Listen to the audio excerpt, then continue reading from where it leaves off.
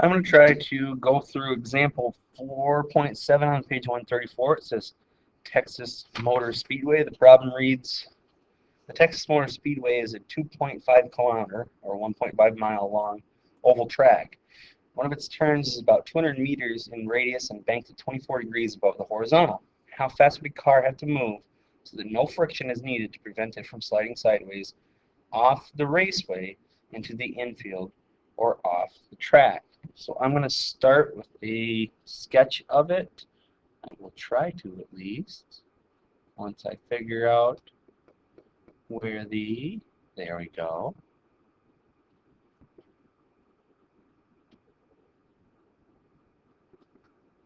There's our racetrack, and a racetrack is going to have a car on it.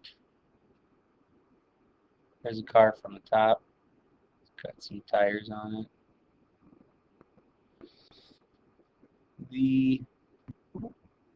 Hard to see where I'm at.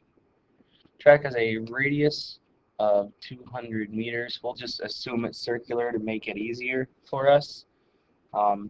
It has some sort of a velocity. And if we draw sort of a rear view picture of it, different situation.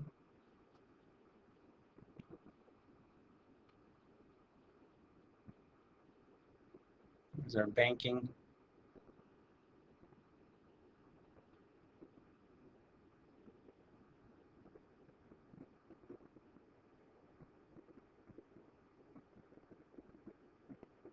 This is at 24 degrees, and then there is a car sitting up on here. And it says no friction, so force is static friction of the road, we'll just say the road, on car is equal to 0, meaning that there's no friction at all. And ultimately we're going to try to find what sort of a velocity you would have to be at in order to make it around this banked corner, no friction. So we should probably look at it as far as looking at the forces and the axes. So we're going to have a axis that's just in the radial direction. We're going to have a positive y-axis. We're going to have a negative y-axis.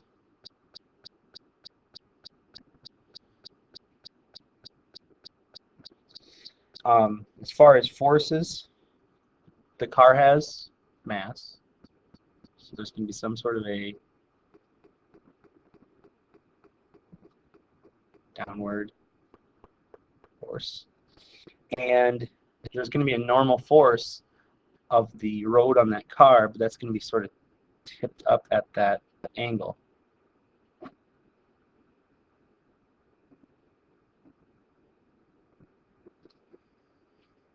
So I'm going to label these. We've got the force of the earth on the car, and that's a vector. And then this, oh boy, this arrow we can call the normal force of the road on the car, and that's also a vector, though I'm off a little bit. This particular angle is going to be 24 degrees, which makes this one 66 degrees. Oddly enough, the book uses the 66 degree angle instead of the 24. I'm just going to stick with that to be consistent. The normal force could be broken up into its components. So there would be a normal force in the y direction component, and then there would also be a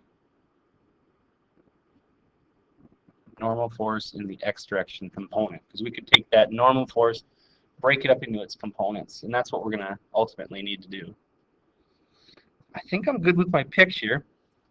Positive wise up, negative wise down, and then as far as the radial direction, toward the center of the circle is positive.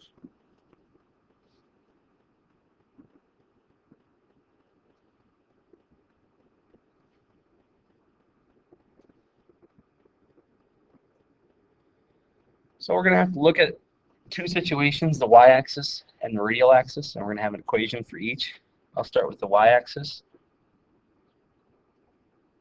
If we take a modified version of Newton's second law, mass of the car, acceleration in the y direction is equal to the sum of the forces in that y direction.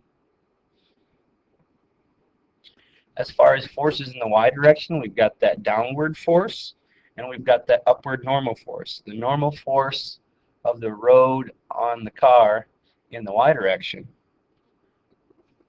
plus, and it ends up being negative because it's down, the force of the earth on the car.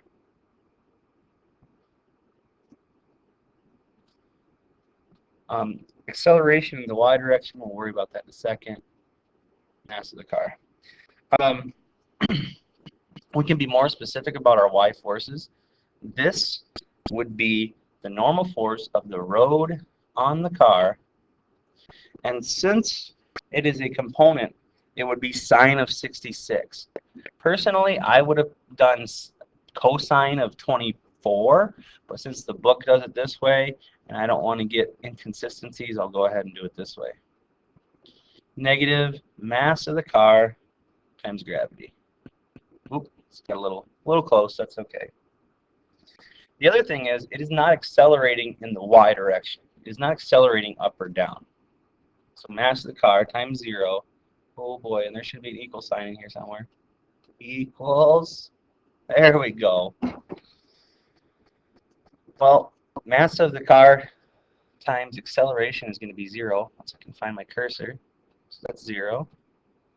And then normal force of the road on the car is times sine 66 plus, oh boy, let's do this, minus mcg. Now, I want to get these on different sides, so I'm going to add mass of car times gravity to each side. So on the,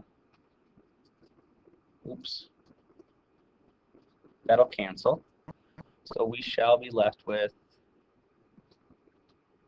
mcg equals normal force of the road on the car times sine of 66. And we're just going to leave this here as is for a second and talk about the radial direction. So our axis, our radial axis, we're going to take that modified version of Newton's second law again. So mass of the car times acceleration in the radial direction equals the sum of the forces in that radial direction. And from our picture, there's only one force in the radial direction, and that is the x component of the normal force. So, just say normal force of the road on the car in that x direction. It is going to be accelerating in the radial direction. We will put in a value. There's two AR equations. The one we're going to use is the v squared over r. And then in this case, to get this component right here, we're going to say cosine of 66.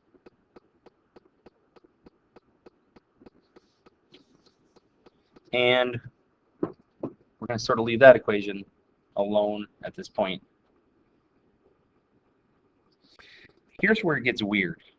In order to do some canceling, we're going to combine these equations, but we're going to divide one of them by the other, which algebraically I forgot you could even do that. So I want to move this down so we can still see those two equations. So we're going to say the one on the left, mcg equals normal force of the road on the car times sine 66 divided by, the whole thing divided by, or I guess you can do two different divides from each side of the equal sign, mc v squared over r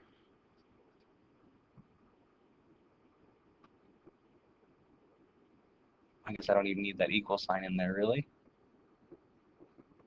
Yeah, that's close enough. Normal force of the road on the car times cosine 66. So now we're going to have a whole bunch of stuff canceling, which is good. We're going to have the mass of the car is going to cancel. The normal force itself is actually going to be canceling. Those are going to be based off each other. The heavier the car, the larger the normal force. So if the car mass doesn't matter, then the normal force is not going to matter either. So we end up with, let me readjust this, GR, because we're taking G divided by V squared over R. Dividing by dividing is just like bringing that R back up to the top over V squared equals sine 66, that's beautiful, times cosine 66. If you're good at your trig identities, like I'm not, you would know that sine over cosine is tangent. So that's actually equal to tangent 66. We've got GR over V squared. And we ultimately want to get V squared by itself. Since these is set up as a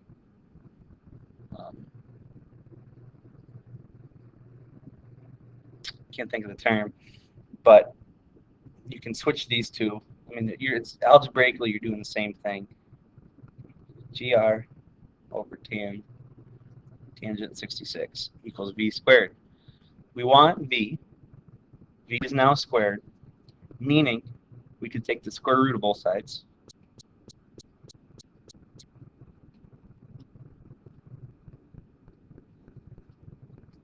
So we end up with the value that we need is square root of gravity times the radius over tangent of 66. And that square root should apply to the whole thing. There we go. Is equal to just velocity, which is what we're looking for. Now we can actually put in those values that we know of. 9.8 meters per second squared over, oh no, I still have to get the radius, 200 meters,